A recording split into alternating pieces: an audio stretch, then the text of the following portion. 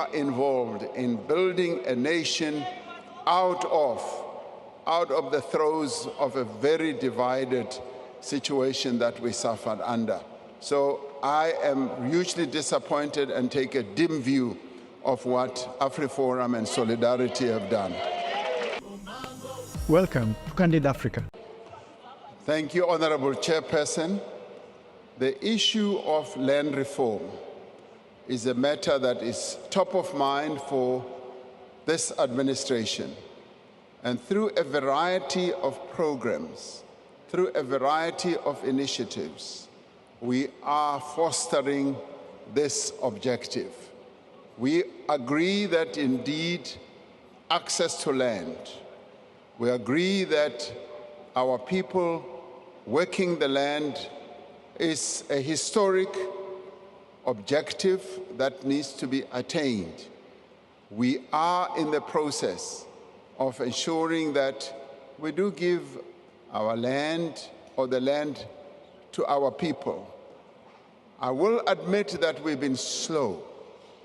We have not been as fast as we ought to have been, but at the same time, a number of agricultural economists do testify to the fact that progress is being made, and it is being made in a determined manner.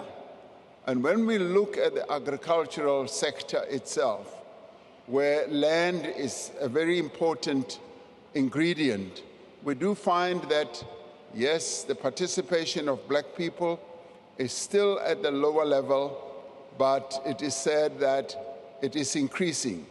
What we need to do is to hasten that process, and we hasten it through the various initiatives and progress that we have. And as we do so, we seek to equip our people to work the land more effectively, to ensure that there is productivity on their land. And those who are already participating, we find that they are already getting involved in our various value chains, agro-processing, and a number of them are already participating in the export opportunity. And it's been a joy for me to find that some of them are in citrus exports, they are in various parts of agricultural products exports. And when we look at categories of, say, agricultural products, we do find that black people are acceding to appreciable levels, but we still need to increase that exponentially.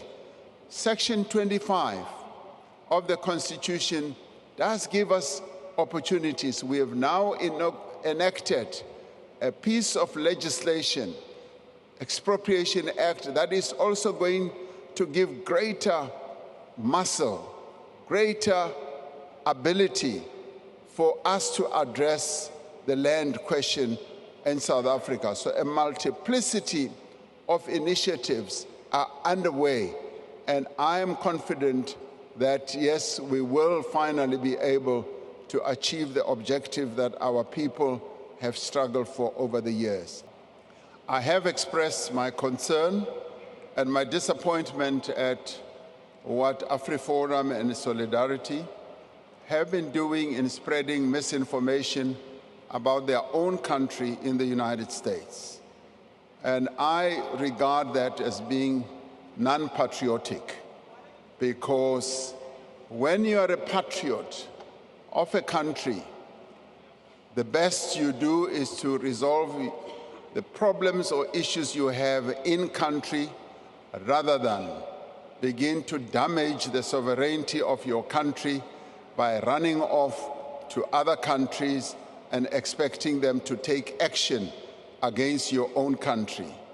Because in part, through what they have done, they have instigated the action that is now being taken against the people of South Africa.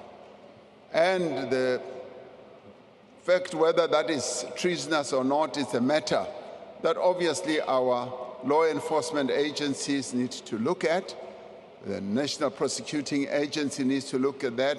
But I take a dim view, in fact, a very negative view of what has ensued as they run around the world, bad-mouthing their own country and putting their country into disrepute, not by things that are happening, but by misinformation. And that also leads to dividing our own nation, because what they are seeking to do is to spread racist statements about their own country, when we are involved in building a nation out of the throes of a very divided situation that we suffered under. So I am hugely disappointed and take a dim view of what Afriforum and Solidarity have done. South Africa, having emerged from a very terrible balkanization that had been created by the apartheid regime, where they sought to divide our people, to divide the country into small little states that had no chance of future to succeed. The unitary state idea or notion was found to be the best, where we would be able to create a nation that is united, that we would be able to create a country that would work together to advance the interests of all. And it's interesting that you should talk about the divide that still exists between those who have economic power and those who don't. Political power is spread. We are one of the most admired nations when it comes to the spread of political power, because we are a democracy in which various political parties participate, both at national, provincial, and at local level. So political power is diffused, and it is the political system that was found to be the best for our country, particularly through proportional representation. The economic power is still the major challenge that we face, because those who have always held on to economic assets and economic power resist to embrace the transformational agenda that our country seeks to achieve. This is where real work still needs to be done by all of us as South Africans, to diffuse economic power so that all South Africans can benefit from the economy of their own country, as set out in the Freedom Charter, which said, and written by our forebears, the economic wealth of the country should be shared by all. As it is now, it is shared, by your own admission, by just a few people. We want economic power to be shared by all South Africans without exception. Thank you, Honorable Speaker. There we have it. That has been our candid speech for today.